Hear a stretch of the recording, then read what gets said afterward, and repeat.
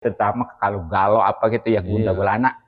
Nah itu kita udah nggak usah pusing-pusing kemana-kemana ya. Betul, bahkan umpamanya dia tujuannya represi gitu ya, nggak ngajamin. Tapi udah balik lagi juga langsung mumet lagi pas. Oh, iya, iya bisa malah nambah karena uangnya habis ya. Nggak bisa baca, nggak bisa nulis. Sebab kalau baginda Nabi itu bisa baca, bisa nulis, ntar kesannya Al-Quran itu bukannya wahyu ya. Oh iya benar.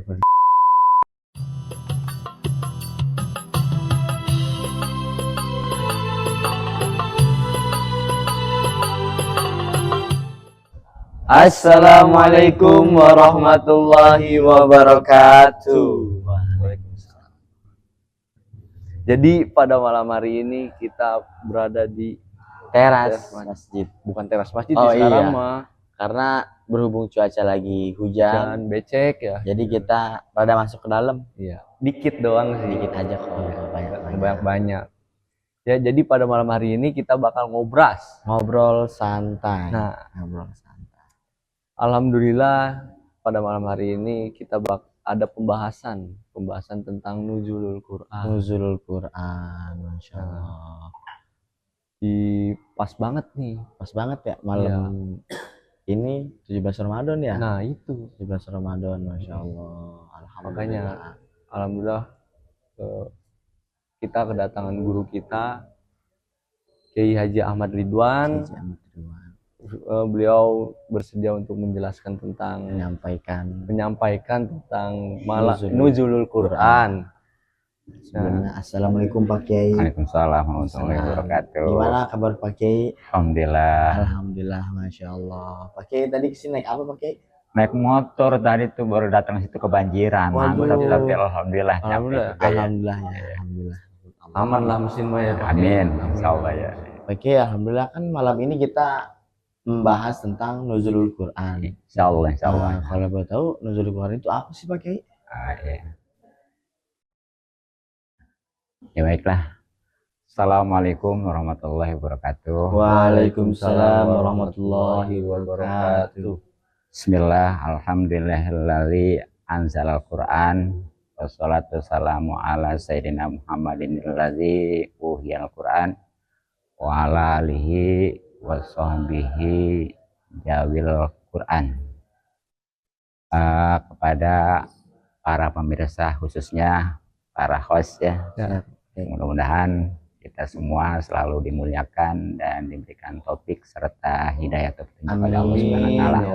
Mudah-mudahan kumpulnya kita pada kesempatan ini mendapatkan pahala yang besar dan punya yang banyak dunia, lebih-lebih akhirat. Amin.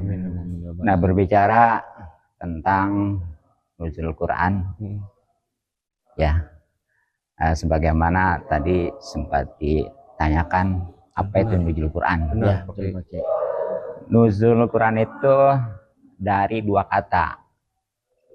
Satu nuzul, kedua Al-Quran. Yang kedua-duanya itu sama.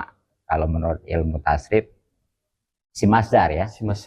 Ya, kalau nuzula tentunya dari nazala atau anzala. Al-Quran dari qoro'a ya.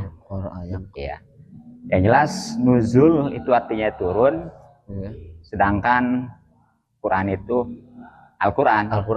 Jadi kesimpulannya arti daripada nuzul Quran itu adalah turunnya Al-Quran gitu ya. Nah itulah kurang lebih. Ya. Jadi ada pertanyaan nih Pak Kiai. Yang pertanyaan pertama itu apa itu?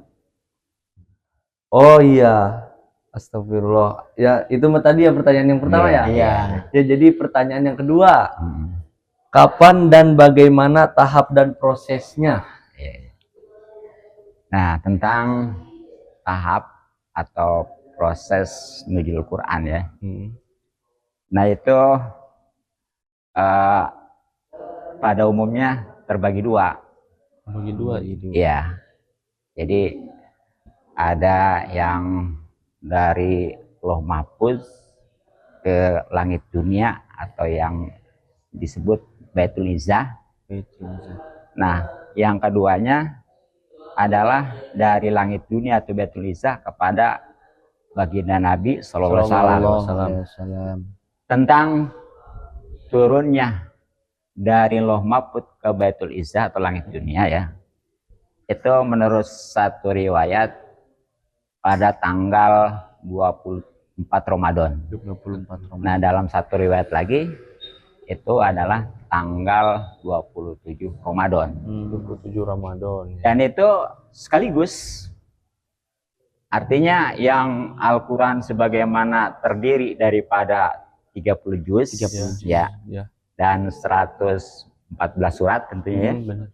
Nah, untuk ayatnya mungkin ulama ini beda ya.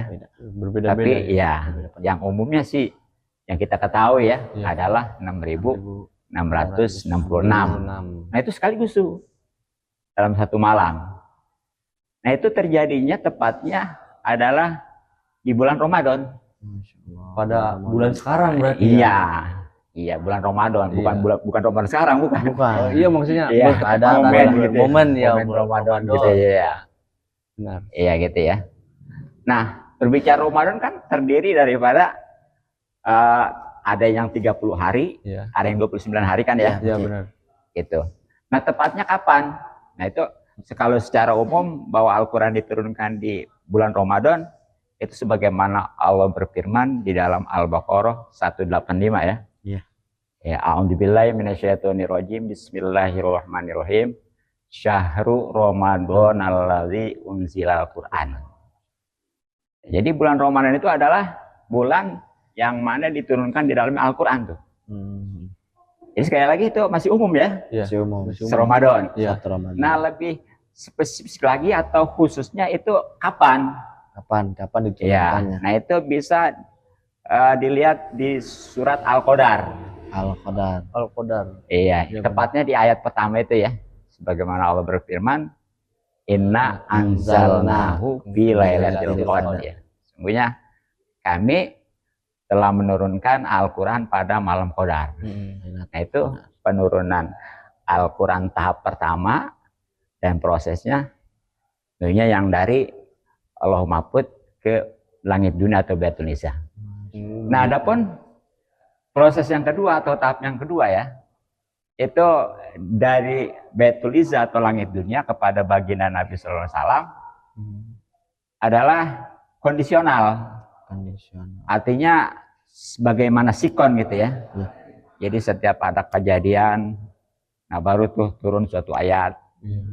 Gitu ya, yang istilahnya dalam ilmu tafsir itu adalah asbab nuzul. Asbab nuzul. Iya. Asbabun nuzul. Nah, saya kurang paham nih pakai Iya.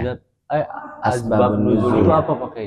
Asbab nuzul itu juga sama ya, terdiri dari dua kata. Kalau tadi kan nuzul Quran. Ya. Nah, kalau sekarang asbab nuzul ya. Asbab. Ya, cuma bedanya kalau asbabnya jamak, kalau mufrad kan sebab. Sebab ya. Sebab. Jadi makanya kenapa dikatakan asbab? Karena bukan sekali aja, Bukan sekali. Iya. Berkali-kali. berkali-kali. Berkali-kali. Makanya pakai kata asbab. Iya. Asbab. Iya. Asbab nuzul itu, asbab kan tadi sebab-sebab, nuzul itu turun. Turun. Ya, tentu masuk Al-Quran ya. Ya. Jadi kesimpulannya, arti asbab nuzul adalah sebab-sebab turunnya Al-Quran. Ini tentunya kepada baginda Nabi SAW melalui malaikat Jibril gitu ya. Ya. Nah, itu tahapannya, prosesnya sebagaimana sepanjang atau selama diutusnya baginda. Ya kan, sebagaimana telah kita ketahui, baginda Nabi kan diutus mulai jadi Nabi ya, itu usia 40 tahun. 40 tahun. Ya. Ya. Wafatnya kan ketika umur 63 tahun. Ya. Berarti dari 40 tahun Sampai ke ke 60 tahun berapa? 23 tahun. 23 tahun. Jadi selama itu tuh Al-Quran diturunkannya. Selama 23 tahun Iya. itu. Dan di situ kalau kita bisa pahami masa belajarnya Rasulullah tuh 23 tahun. Nah, jadi kalau kita mau pengen contoh atau mensuri teladani dari sisi ngajinya ya Rasulullah ya, kita belum kayaknya. Belum. Ya Rasulullah itu 23 tahun ngajinya. 23 tahun. Gitu ya. Dan itu pun kalau memang belum wafat ya, itu masih terus ngaji. Ya, karena memang berbicara masalah ngaji makan bukan karena dia sudah bisa ya, Ya. bukan karena sudah tua. Ya. Pokoknya sepanjang masih hayat, sepanjang itu pula dia. Bahkan kan di dalam hadis mah ada bagaimana utlubul ilma minal fadilah kan ya. Sejak buayan sampai yang lihat lahat gitu ya. Pokoknya selagi masih hayat gitu ya. Nah, jadi 23 tahun itu prosesnya tentang penurunan ataupun tadi proses turunnya dari Baitul Izza atau langit dunia kepada baginda Nabi Sallallahu Alaihi Wasallam, sekali lagi sesuai sikon dan kondisinya tentunya Seperti itu. gitu. Kurang lebih seperti itu. Tapi kan di situ kan posisi katanya nih banyak nih perbincangan dari orang-orang luar nih Pak Kiai, mohon maaf. Iya. Katanya Rasulullah nggak bisa baca. Iya. Yang pertama seperti itu.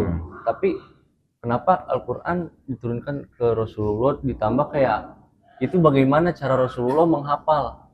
Sedangkan Rasulullah tidak bisa membaca. Banyak perbincangan seperti itu Pak Kiai di luar sana. Ya, jadi memang ya sebagaimana kita ketahui ya bahwa baginda Nabi itu kan pangkatnya Umi. Umi itu kan nggak bisa baca, nggak bisa tulis. Nah ini apa hikmahnya? Baginda Nabi SAW itu Umi, nggak bisa baca, nggak bisa nulis. Sebab kalau baginda Nabi itu bisa baca, bisa nulis, ntar kesannya Al-Quran itu bukannya wahyu ya. Oh iya benar. Jadi dianggap aja buatan Muhammad, itu pun kan nggak luput. Walaupun udah buktinya Nabi itu nggak bisa baca, nggak bisa nulis, tapi dianggapnya itu Al-Quran buatan Nabi Muhammad. Iya benar. Dibohong. Apalagi kalau Nabi itu bisa baca, bisa nulis, udah nggak asing lagi, gitu ya. Nah terus tadi pertanyaannya bagaimana? Kok katanya Umi nggak bisa baca, nggak bisa nulis, tapi Al-Quran tuh yang tadi 30 juz, 114 ayat, 114 surat, 6.666, 6.666 ya ayatnya ya. Nah itu Rasulullah kok itu bisa nerima, bahkan hafal. Iya hafal. Iya. Juga bukan saja hafal, tapi udah ngamalin. Benar. Iya. Nah itu karena memang Rasulullah walaupun umi tapi cerdas. Makanya kan salah satu sifat yang wajib bagi pada Rasul Yesus Nabi kita ya, itu kan adalah yang namanya patona. Iya, cerdas ya. Cerdas. Iya. Begitu. Jadi seperti itu, Gung. Tapi mau nanya pakai katanya dulu tuh ayat Al-Quran itu diturunkan tanpa harokat, tanpa titik. Betul. Nah, ya, pakai gundul gitu. Betul ya. Ya memang ya. Jadi jangankan harokat, ya titik juga nggak ada pakai awal ya. Nah, karena memang tadi karena memang wahyu ya, udah Rasulullah cerdas, itu langsung bisa paham gitu, ngerti ya. Bahkan tadi udah hafal juga diamalkan ya. Nah, tapi kesininya kenapa itu diharkatan, dititikin ya, juga diterharkat. Ya tujuannya buat mempermudah bagi umat khususnya sekarang. Mungkin kalau di masa kurun sahabat, zaman sahabat itu masih ngerti, walaupun belum dititikin ya. Iya, kan titik ini sangat berpengaruh sekali. Beda titik udah beda baca gitu ya. Ya seperti kalau titik 1 nun, kalau titik 2 ta, kalau titik 3 sa. Itu kan udah beda kata gitu ya. Nah, jadi sekali lagi karena untuk mempermudah, jadi kesini tuh oleh ulama-ulama ditaruhin titik. Nah ternyata titik juga belum memadai kan ya. Iya. Banyak yang makanya di pesantren tertentu kitab-kitab gundul kan sulit itu ya. Sulit. Nah makanya juga diharkata, ditaruhin harkat gitu. Alhamdulillah tuh. Jadi tujuannya mah untuk mempermudah. Nah segini aja nih udah dititikin ya, bahkan sudah diharkat, diberikan harkat. Itu kalau nggak belajar mah tetap nggak bisa. Yang belajar juga nggak mudah kan gitu ya. Ya tapi insya Allah kalau memang dia benar-benar niatnya sungguh-sungguh ikhlas, ya jangankan istilah sekedar baca, hafal juga bisa.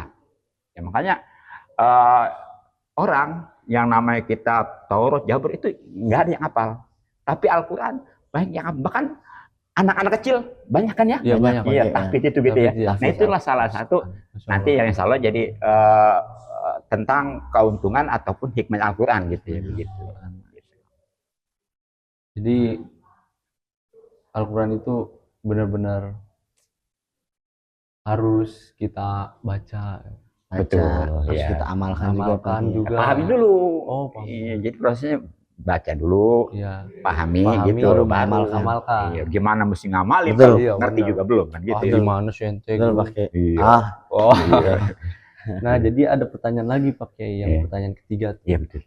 Jadi pertanyaan yang ketiga itu apa hikmahnya Pak Kiai? Iya, baik. Jadi berbicara tentang hikmahnya nuzul Quran atau diturunkan Al-Quran ini banyak gitu ya. Masya Allah. Nah, di antaranya kelanjutan dari ayat yang tadi saya baca, yaitu Syahrul Ramadanal ladzi unzila fihil Quran gitu ya. Nah, selanjutnya kan adalah hudan. Satu sebagai petunjuk. Petunjuk ini adalah jadi tentunya dari kesesatan.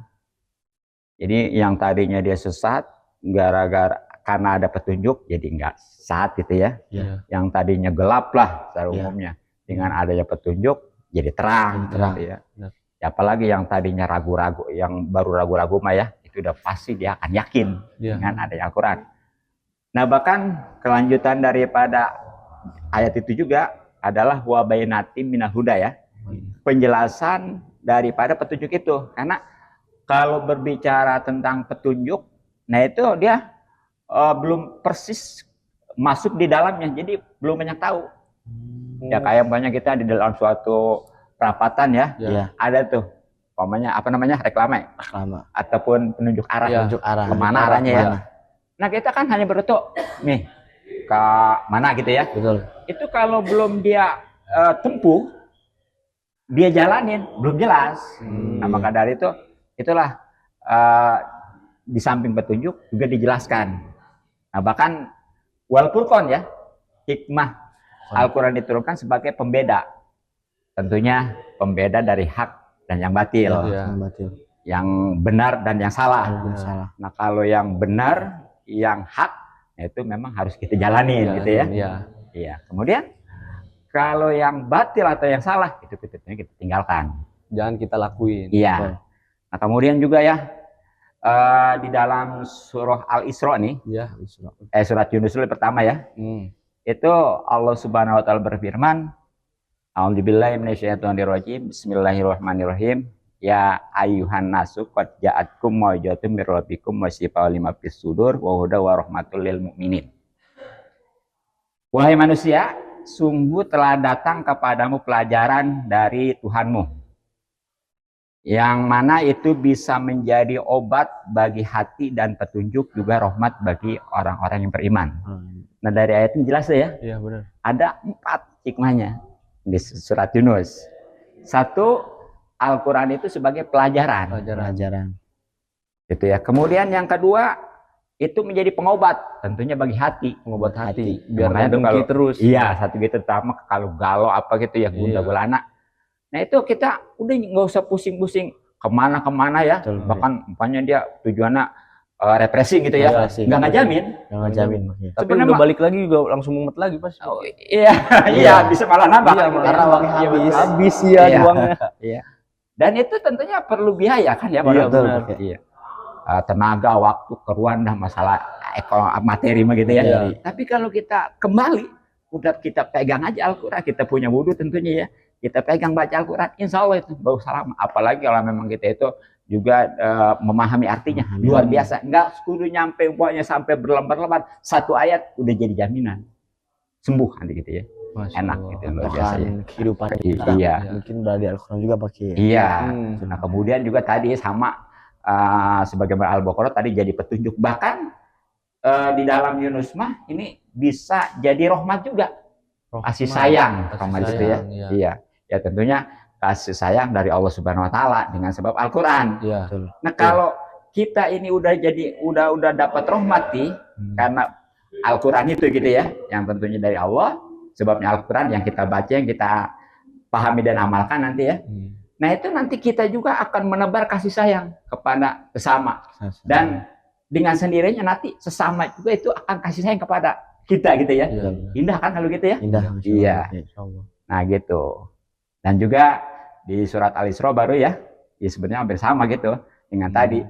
Itu Allah Subhanahu Wa Taala berfirman, A'udzubillahi minasyaitonirrajim, Bismillahirrahmanirrahim, wa nunazzilu minal Qur'ani ma huwa syifaa wa rahmatul lil mu'minin tuh. Jadi sungguh kami telah menurunkan dari Al-Quran itu insya Allah menjadi pengobat ya hati tentunya, dan kasih sayang. Nah bahkan di suatu doa khatmul Quran tuh yang populer ya, kita kan suka baca juga ya, bahkan kalau dilaguin enak tuh ya, bagaimana Allahu warhamna bil Qur'an waj'alhu lana imama wa nuran wa hudan wa rahmah. Tuh, di situ ya. Udah. Jadi di sini Allah marhamna, ya Allah rahmatilah kami, ya. Allah marhamna bil Qur'an, dengan Quran, rahmat tuh ya. Ya. Waj'alhu, dan jadikanlah Al-Qur'an lana bagi kami. Apa tuh? Waj'alhu lana. Ayo apa? Waj'al lana imamam ya. Imam. Wa nur. Cahaya. Kemudian Buddha warahmah. Petunjuk juga rahmat ya. Ya. Yang hampir sama dengan tadi. Begitu. Pokoknya Pak, masih banyak lagi hikmah ataupun keuntungan daripada Al-Quran yang bisa didapatkan. Nah, tapi tentunya ya, Al-Quran itu bisa kita dapatkan keuntungan sebagaimana tadi yang sudah disebutkan, itu manakala kita sudah mau membaca, memahami, dan mengamalkannya. Ya. Gitu ya. Jadi kalau baru dia baca, belum memahami, dan belum mengamalkan, belum bisa. Makanya kita jangan bangga dulu hanya baru bisa baca, bahkan tahfidz ya. Ataupun banyak dia qori, suaranya bagus, melakukannya, tapi dia belum paham apalagi amalnya, nggak bisa tetap. Bahkan kan untuk qori khususnya nih, itu dapat ancaman paling banyak nanti di neraka yang ahli qori itu, yang qori itu. Apa sebabnya? Ini mereka hanya baca aja. Betul. Ya apalagi ketika bacanya itu ya tujuannya buat dibayar, ikut perlombaan ingin dapat ini gitu ya. Nah itu makanya wajar kalau jadi dia paling banyak nanti di neraka kecuali qori. Nah tapi bagi yang belum bisa jangan pesimis ya. Betul. Tapi ngomong-ngomong nih Pak Kiai, tadi kan Pak Kiai ngomong qori ya. Nah ini ada ahli qori. Mudah-mudahan. Amin ya Allah. Iya ya gitu ya. Amin ya Allah. Gitu ya. Kelihatan banget dari tampangnya Pak Kiai. Insyaallah. Bagus itu. Sebenarnya saya nggak nyalain qori ya. Cuma tinggal peningkatan aja. Nah, ya tentunya pesimis dulu. Udah bagus, ya udah jadi qori daripada yang belum qori sama sekali. Cuma Iya. jangan puas Iya. gitu ya. Jadi setelah qori ya sekarang berupaya nih ya untuk memahami gitu ya. Benar. Tuh, makanya nih momen Ramadan ini sebagaimana Nuzul Quran ya, itu mestinya kita hatam Al-Quran nih sekurang-kurangnya dalam 1 bulan sekali. Mestinya gitu ya. Harus. Nah bagi yang sudah hatam itu peningkatan, mau dibalikin lagi ataupun dia mau memahami, bagus itu ya.